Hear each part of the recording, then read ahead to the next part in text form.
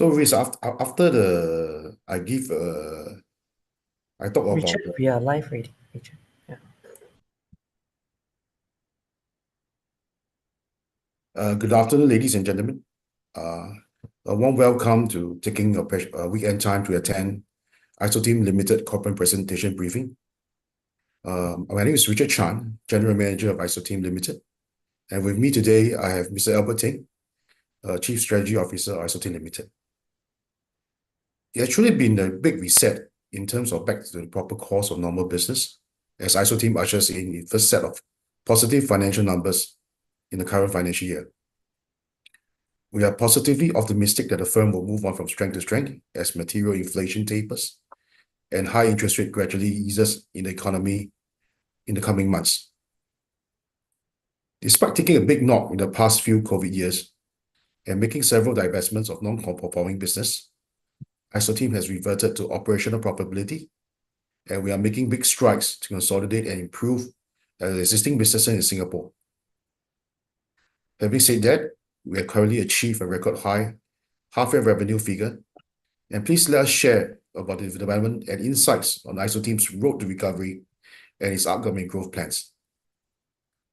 In today's presentation, we'll cover the following topics: business overview and business highlights, which will be presented by myself, and followed by business outlook and plans, which will be presented by my colleague, Mr. Albert Ting. We will then end off with a Q&A session at the end of the presentation. For this session, we seek your understanding to please note that we will not be taking any questions relating to our forward-looking financial performance, as we are currently in the quiet period for financial year which has ended 30th of June 2024. Non-financial questions are, however, welcome. Thank you very much. Next slide, please. Since being listed in Singapore Catalyst Board for more than 11 years, ISOTeam Limited core businesses now still mainly covers building refurbishment, housing estate upgrading, painting and coating services, and landscaping services.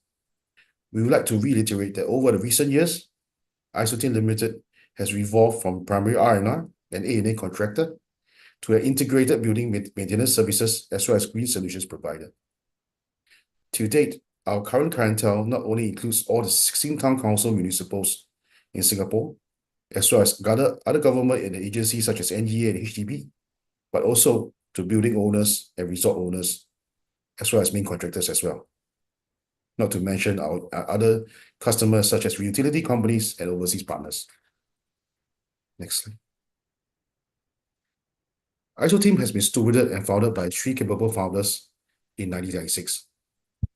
Namely, our Group CEO, Mr. Anthony Koh, our Executive Chairman, Mr. David Ng, and our Executive Director, Mr. Danny Foo. Collectively, they have more than 75 years of building estate upgrading and maintenance experience between them.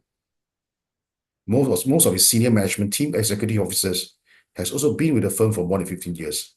This was instrumental to which ISOTeam was able to deliver and develop into one of the strongest building refurbishment companies in Singapore over the past 2 decades. Next slide. This is a snapshot of ISOTeam corporate milestones and project milestones over the past 2 decades. Some notable mentions is ISOTeam partnerships with Nippon Paint Singapore, which started in 2024, and is publicly listed in 2013. As well as expansion into the renewable energy sector back in 2016, including investment to one of its major customers, Sunseap Group, in 2017, and its eventual divestment to EDPR in 2022. It has also completed its largest A&E project at Marina Bay Sands in 2018, as well as completed construction of Singapore's first and largest offshore marine floating solar farm in 2021 in the Straits of Johor. The firm has always been at the forefront for digitization in the course of its business activities. By automating the drone technology, currently for both facade inspection and subsequently external wall painting, are one of such examples. Next slide. It is ISOTeam Limited's vision to become Singapore #1 and preferred partner for total maintenance solution. Stemming from the multiple disciplines of the services of the group, the slide summarizes the underlying value as added solutions to the built environment community, which underpins the group's principal activities, ranging from life cycle maintenance solutions, property enhancement solutions, to subsequent asset enhancement services and renewable energy solutions. Moving forward, ISO team will continue to expand its revenue stream from its existing services segment and develop new complementary services from cross-sector marketing to deliver even greater potential growth. Next. The ISO team is graded B1 under the BCA General Building Workhead, which enable us to tender for construction projects of the size of 40 million Singapore dollars, and L6 under the Repair Redecoration Workhead, which enable us to undertake building refurbishment projects of any tendering limit. ISO team is also the exclusive applicator for Nippon Paint Company Singapore and SKK Paint Singapore in the public town council sector. To date, ISO team has completed more than 860 building refurbishment and upgrading projects for more than 7,200 buildings since 1998. In the past 12 months, we have observed a large amount of public tender being called for both our core business segments of R&R and A&A business divisions. Next slide. Next, we move on to business highlights. Here are some of the new casts for the group and highlights of some of the announcements for the past 6 months. In second half of 2024, the group has announced new contracts amounting to aggregate value of 45 million in second half 2024.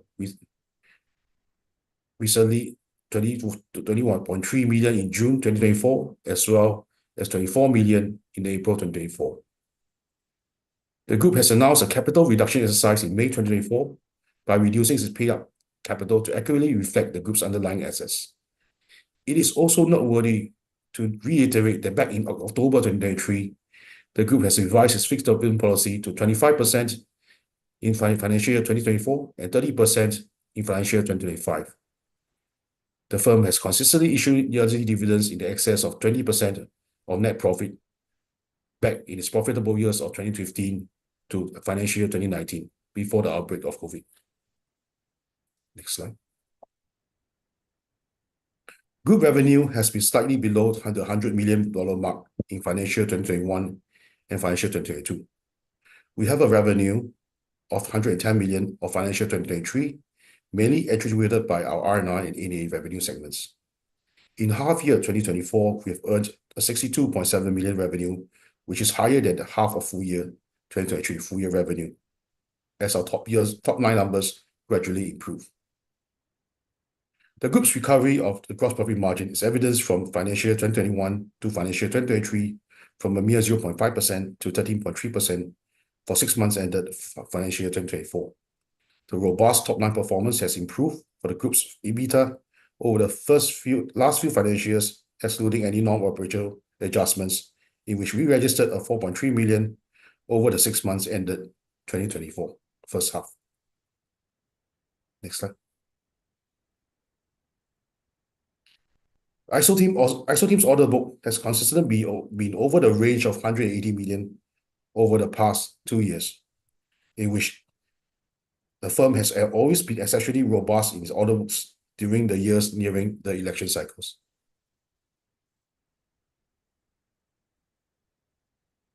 Next, I'll hand over the time to my colleague, Mr. Albert Ting. We shall share with you the outlook and plans for ISO Team Limited. Thank you. Okay, thank you, Richard. My name is Albert. I'm the Chief Strategy Officer. Once again, a very good afternoon, everyone. Now, we'll just touch on 2 things, outlook and plans. And that's it. I will start with the reason why we are optimistic about the future. And then I'll go on to talk about our plans to take advantage of this environment to sustain our growth journey. Next, please. Yeah. Okay. As you know, we are in the business of built environment, so not construction sector per se, but it does contribute greatly to the built environment sector. Now, government has always been very consistent and very generous in setting aside huge budget for urban development and redevelopment and infrastructure for the past 20 to 30 years, as far as I know, when I was in MND and HDB for more than 30 years. So it's not surprising that the demand for new build remains strong in the second half of this year and will remain steady into 2025 and through to 2028, as we expect it to be supported by public housing and infrastructure project. Now, as you can see from the slide, the public sector is taking the lead, contributing more than 55% of the 32 to 38 billion dollars of public and infrastructure project. So what effect has a strong construction demand on built environment sector, you may ask? Well, it means that our built environment sector would have more building to refurbish, more restoration work, more redecoration work, more upgrading work, maintenance work, and so on. So hence our sector get bigger. So most of the government initiative, as you can see on the right of the slides, are recurring in nature, typical in Singapore. All right, cyclical and recurring in nature. Now you can see town council and HDB projects, they have repair and redecoration or repainting cycle. In short, they call it RR. It's mandated at 5 to 7 years. Neighborhood renewal program, in short, NRP, is every 12 to 15 years. Now, NEA, on the other hand, has similar cyclical hawker center upgrading program. They call HUP, right? So is MPark. They have a upgrading program for park facilities, as well as estate upgrading program for private estate. Now, finally, I talk about BCA. BCA came in to say that they require all building owner to do inspection and restoration work to the building facade, perhaps for safety reason, once every 7 years for all high-rise building. Again, it's mandatory. So again, all this spell recurring business to ISO team.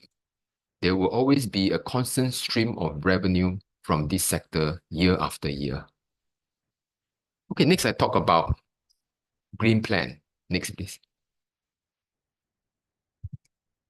Now, Green Plan 2030, sustainable demand, a national agenda and a growing sector for us as well.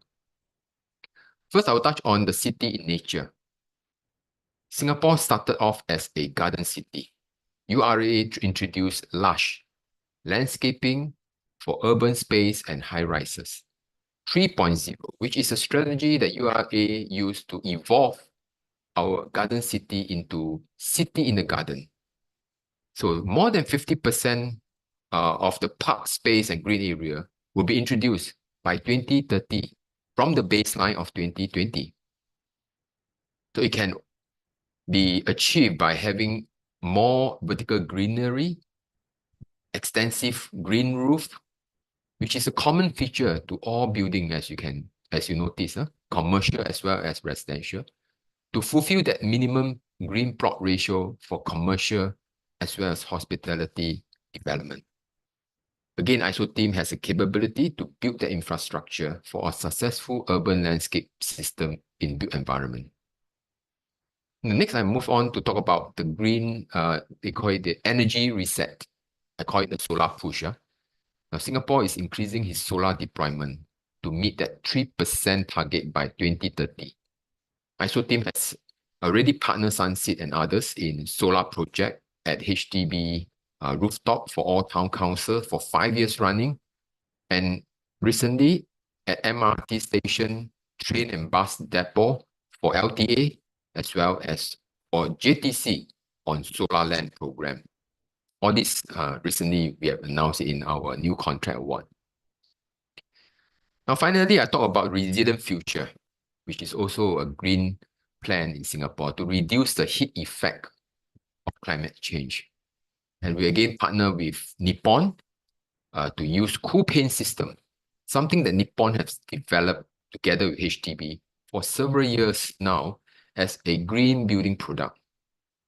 Now, HDB is in the process of incorporating this cool paint system into their public housing projects. With all this, what are our plans to take advantage of the ever-growing market to sustain our growth? Next slide, please. Okay, I think the main issue facing our industry are related to manpower. We rely heavily on foreign skilled labor.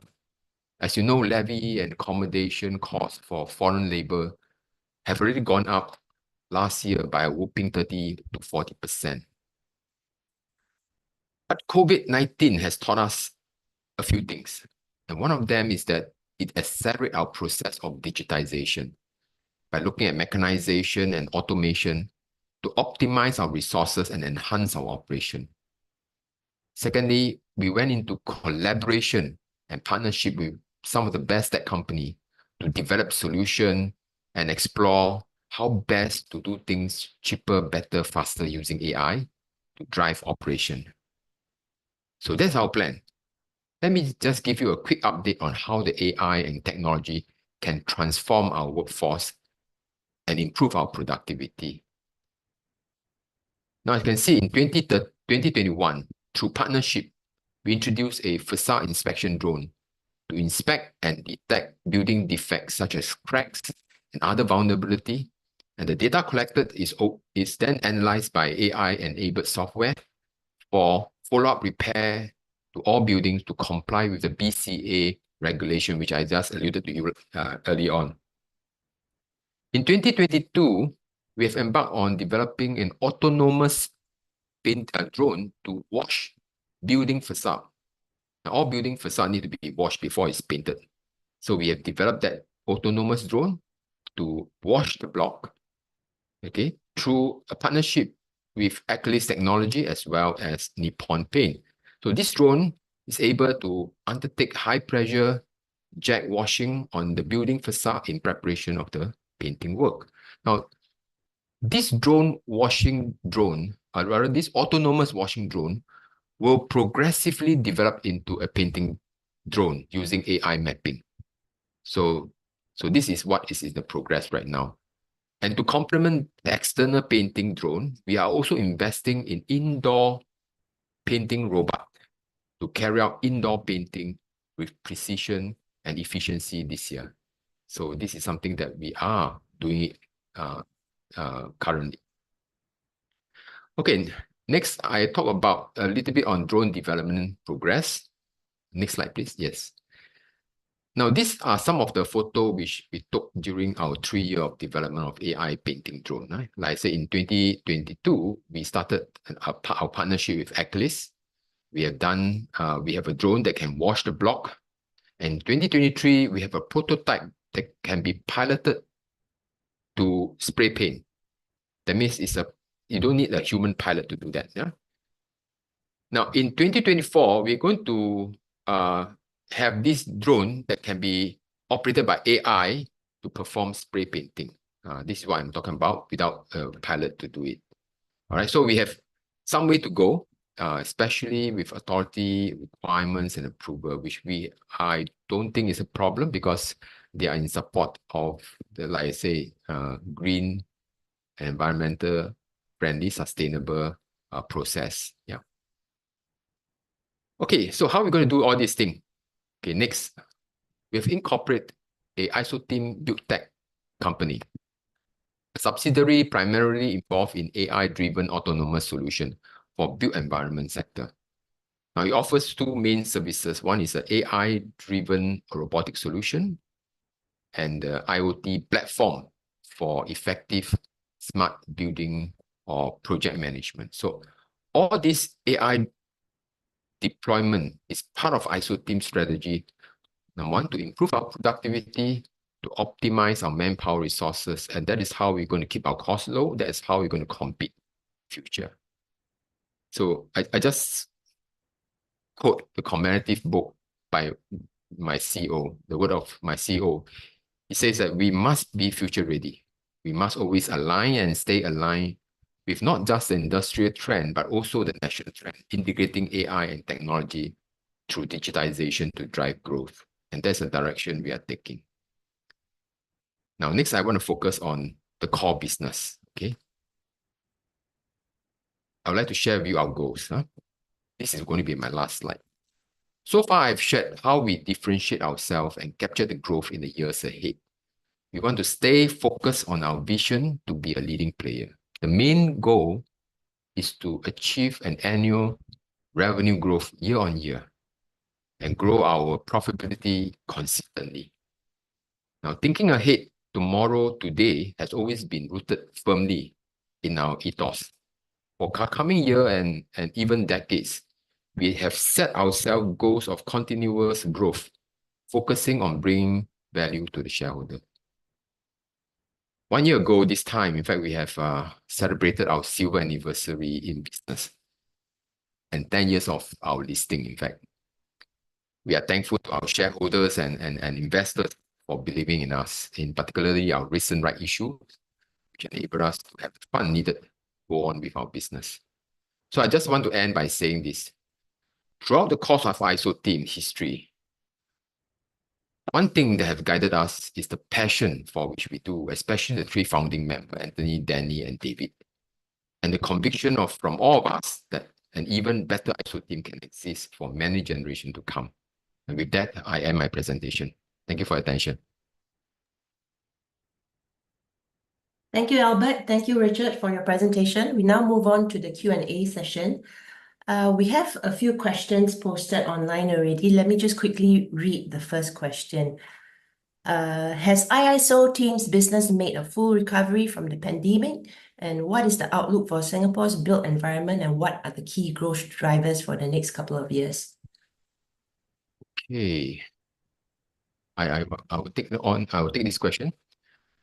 Has iSOTEAM made a full recovery? The answer is yes. We are. In fact, we have recovered from pandemic. All the, I would say, low or no margin contract that was secured during the pre-COVID time are about 100% completed. So with our decade of experiences, we believe the outlook for the Singapore built environment sector will continue to be bright, continue to be vibrant. Now, as I already presented or alluded to the fact that the outlook is extremely good, we are going to do well by positioning ourselves to benefit from it, right? So since the beginning of last year, 2023, I think we have been talking about strategic realignment to the group business and refocusing on our core bread and butter. And since then, we have taken the corporate action to divest some of the non-performing, non-core businesses under our investment vehicle and consolidate and strengthen our core business, which is an A&A and R&R work. A&A stands for alteration and additional work, as well as repair and redecoration work to all buildings.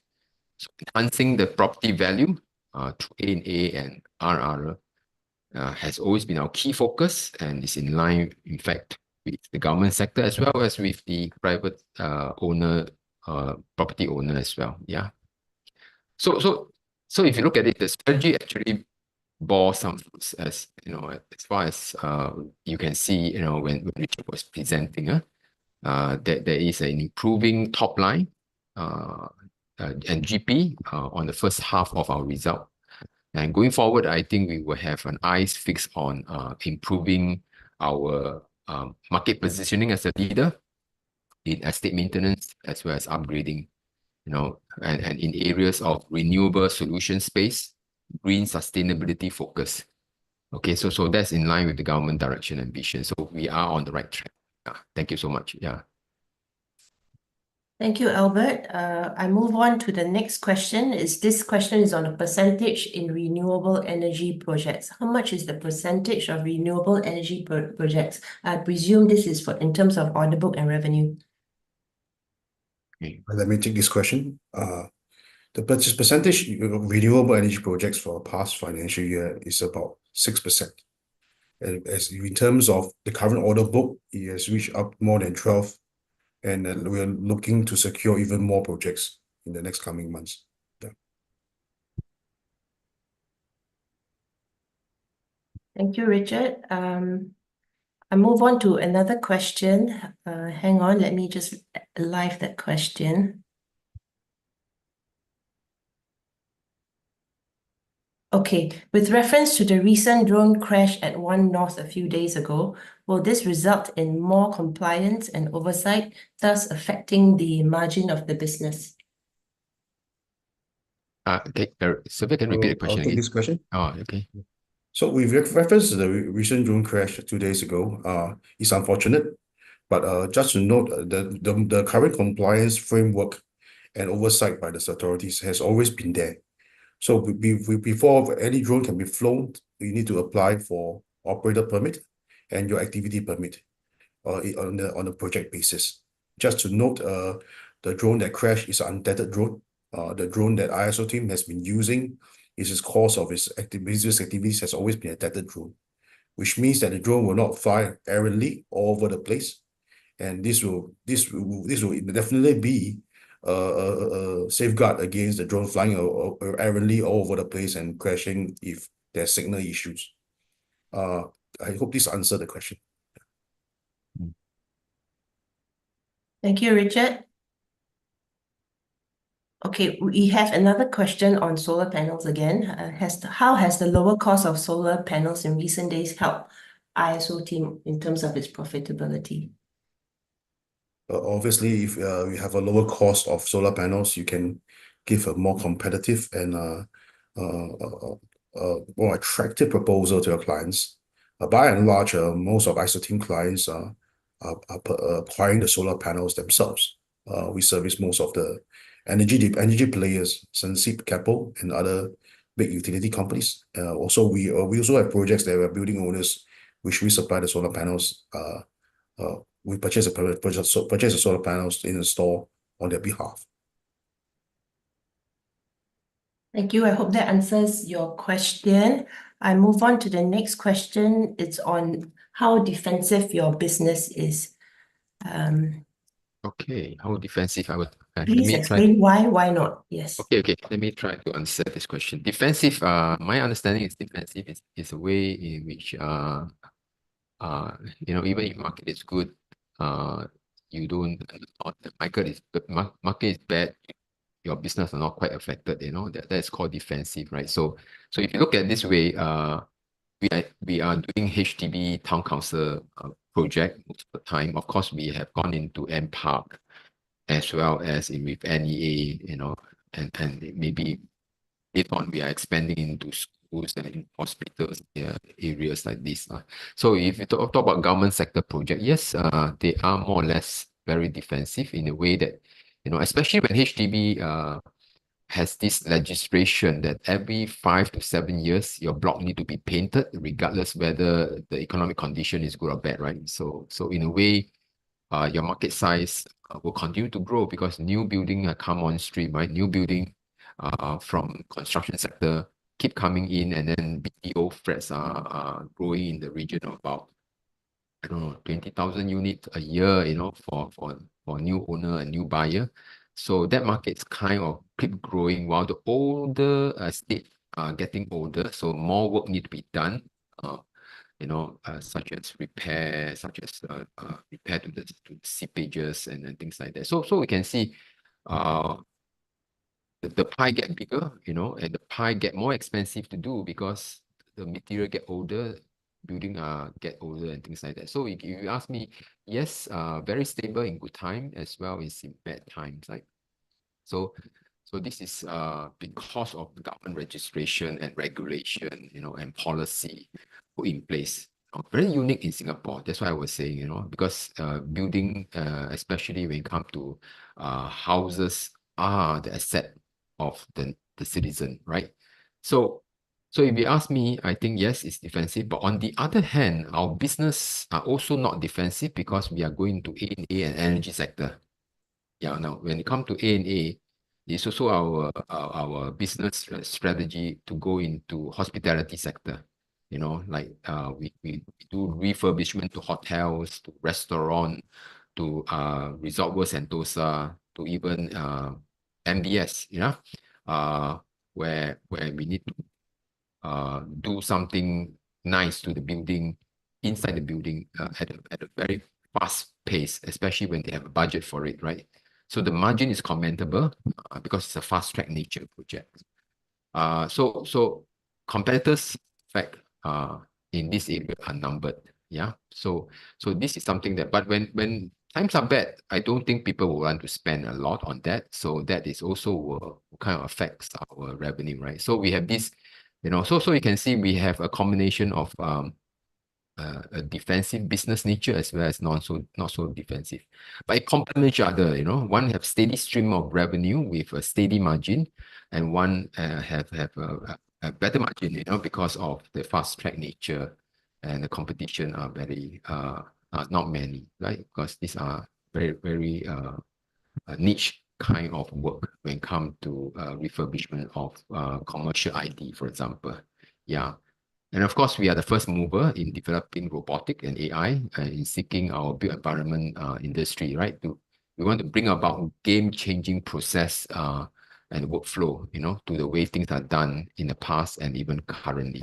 Yeah. So with this, I think, it's exciting. Yeah. We are sure that we will be able to do well if we keep our focus on the core business, something that we do well and something that we want to expand on. Yeah, thank you. Thank you, Albert. I'm sorry we have run out of time for more questions. We have a few pending, but unfortunately, there is no time to take them all. If you do have questions for ISO team, please feel free to contact the IR agency, which is August Consulting, Sylvia or Risni. Thank you, Albert. Thank you, Richard, for your time today. I now hand over to Share Investor to close up this session.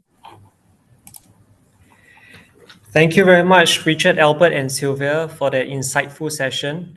Next, we have our exciting finale for today, the Analyst Take Turnaround Portfolio Discussion with Nicholas Yon from Lim & Tan Securities and Saifi Hussaini from Maybank Securities, moderated by Sivaniti from SIAS.